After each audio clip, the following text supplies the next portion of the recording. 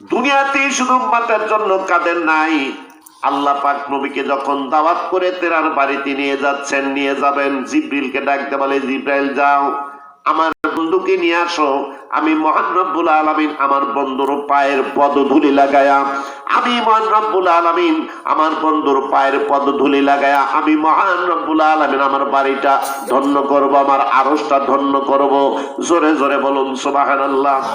জিবরিল আলাইহিস সালাম যে দেখে নবীজি উম্মে হানির গৃহে ঘুমন্ত অবস্থা আছে, গভীর ঘুম, গভীর ঘুমে মগ্ন।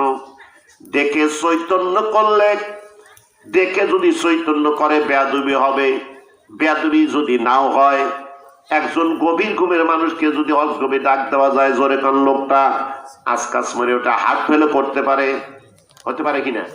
দেখবেন গভীর ঘুমের মানুষ যদি অজগবি ডাক দেন, উঠে এদিকে কাউকেও ডাকা দেয়, মানে ও ঠিক নাই।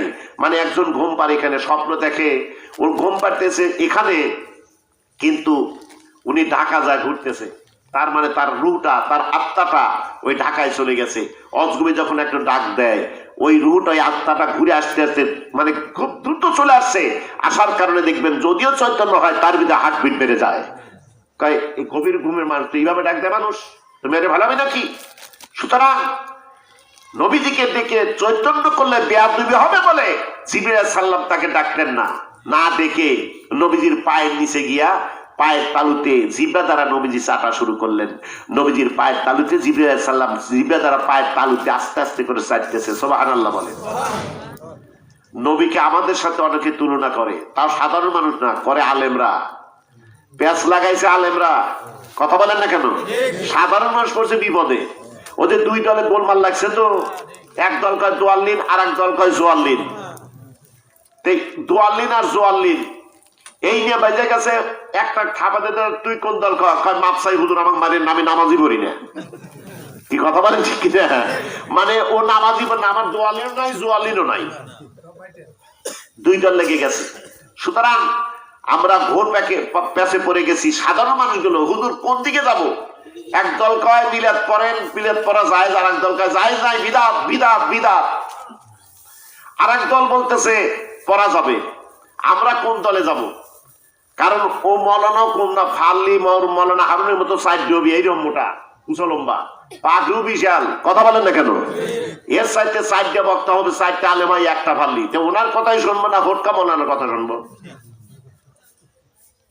আল্লাহ পাক প্রত্যেকটা মানুষকে জ্ঞান দিয়েছে, বিবেক দিয়েছে, বোঝার মতো ক্ষমতা দিয়েছে। এই জ্ঞান দ্বারা মানুষ চাঁদে গেছে। যা কিছু বিমান বলেন, প্লেন বলেন, হেলিকপ্টার বলেন তৈরি করেছে, এটা আল্লাহ তৈরি করছে না মানুষ তৈরি করছে? মানুষ তৈরি করেছেন, মানুষ সৃষ্টি করেছেন। তা মানুষকে সেই ব্রেন, সেই আকীদা, সেই আপনার ক্ষমতা তার মধ্যে দিয়েছেন। উনি তৈরি করে আকাশে ভাসমান অবস্থায় এই বিমানে উঠে মানুষ একজন দুইজন না, শত শত হাজার হাজার মানুষ পার হয়ে চলে যাচ্ছে। সুবহানাল্লাহ বলেন। কোন জ্ঞান দিতে? উনি একজন মানুষ ছিল, আবার আমিও একজন মানুষ, সমান হব? কথা বলেন। ওই পাইলট যিনি আপনার বিমান যিনি তৈরি করেছেন, ইঞ্জিনিয়ার, উনি যেভাবে তৈরি করেছেন ওনার ব্রেন দ্বারা, উনি আর আমার মধ্যে পার্থক্য আছে না নাই? প্রধানমন্ত্রী শেখ হাসিনা, উনিও শেখ হাসিনা, প্রধানমন্ত্রী উনিও মানুষ, আমিও মানুষ। জোরে বলেন, ওনার সাথে কি আমার তুলনা করা যাবে? সাধারণ মানুষের সাথে যদি মানুষের তুলনা না হয়, তাহলে নবীর সঙ্গে মানুষকে কেমনে তুলনা করে মানুষ? কথা বলেন না কেন? বাস্তব একটা কথা বলি, শেখ হাসিনা উনি হজে গিয়েছিলেন। তা আমাদের এই পাশেই আল্লাহর ওলি সিরাজুলের পীর সাহেব আব্দুল সালাম পীর কিবলা সাহেব, উনি সেই বছর হজে গিয়েছিলেন। সেই বছর হজে গিয়েছিলেন। আওয়ামী লীগ তখন এই 16 বছরের প্রথম টার্ম, কথাটা বুঝেন, আওয়ামী লীগের প্রথম টার্ম, এই 16 বছরের প্রথম টার্মের কথা। তো বলতেছে যে একসাথে যে ফ্লাইটে প্রধানমন্ত্রী আসছে, ওই ফ্লাইটেই আব্দুল সালাম পীর কিবলা সাহেব তার কতগুলো সালেমের সাথে হজে গিয়েছে, তারা হজ থেকে আসছে। তা আসার পরে যখন বিমানটা ল্যান্ড করছে, এমপি মন্ত্রী, আপনার যত বড় বড় নেতারা তো হাজির, ফুলের মালা নিয়ে নিয়ে সারি সারি দাঁড়ায় আছে। এরপরে যত সৈনিক, সোলজার, বডিগার্ড সব কিছু একদম দাঁড়িয়ে আছে তাকে ওয়েলকাম জানানোর জন্য, তাকে স্বাগতম জানানোর জন্য দাঁড়িয়ে আছে। তখন আব্দুল সালাম পীর কিবলা সাহেব তার সালেমদের বলতেছে, বাবা জীবনে কি করলাম দেখো, ইজ্জত কোত্থেকে আসে, জীবনে কি করলাম, যে শেখ হাসিনা একজন মানুষ, আমরা একজন মানুষ, উনিও হজ করে ফিরে আসতেছে, আমরা হজের থেকে ফিরে আসতেছি। আমাদের ওয়েলকাম জানানোর জন্য, আমাদের গ্রহণ করার জন্য একটা মানুষ নয়, আর তাকে ওয়েলকাম জানানোর জন্য হাজার হাজার মানুষ, সৈন্য সামর্থ্য, নেতা, সব মানুষগুলো ফুলের তোড়া নিয়ে দাঁড়িয়ে আছে তাকে ওয়েলকাম জানানোর জন্য। সুবহানাল্লাহ বলেন। ইজ্জতদার মালিক কে? আরো জোরে বলুন। বেইজ্জতি করা মালিক কে? আল্লাহ। সুতরাং আমি কথাটা কেন বলতেছি বোঝানোর জন্য, তাহলে সাধারণ মানুষের সঙ্গে যদি মানুষের তুলনা না করা যায়, তাহলে নবীর সঙ্গে আমাদের তুলনা হবে কি বলেন? তুলনা হবে? হবে না। নবীজি রাহমাতুল লিল আলামিন, যাকে সৃষ্টি না করলে আল্লাহ পাক পৃথিবীতে কিছুই সৃষ্টি করতো না, সবকিছু সৃষ্টি করেছেন একমাত্র রাহমাতুল লিল আলামিনের কারণে। সুবহানাল্লাহ বলেন। তো নবীজিকে ঘুম থেকে চৈতন্য করলে ডেকে তুলে বেয়াদবি হবে।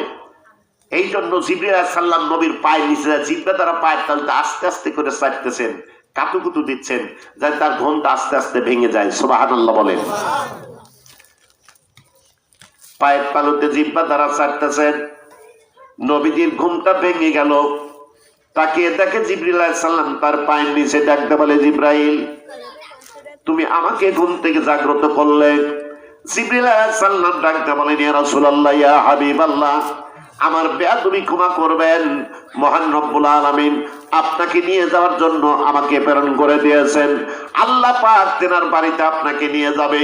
আর ওই জিবরাইলকে যখন আল্লাহ ডাকতে বলেন, জিবরাইল আমার বন্ধুকে নিয়ে আসো, আমার বন্ধুর পায়ের পদ দূরে লাগে, আমি আল্লাহ আমার বাড়িটা ধন্য করব। জিবরিল আলাইহিস সালামকে যখন এই অর্ডার আল্লাহ করেন, জিবরিল আলাইহিস সালামের মনে বড় আনন্দ।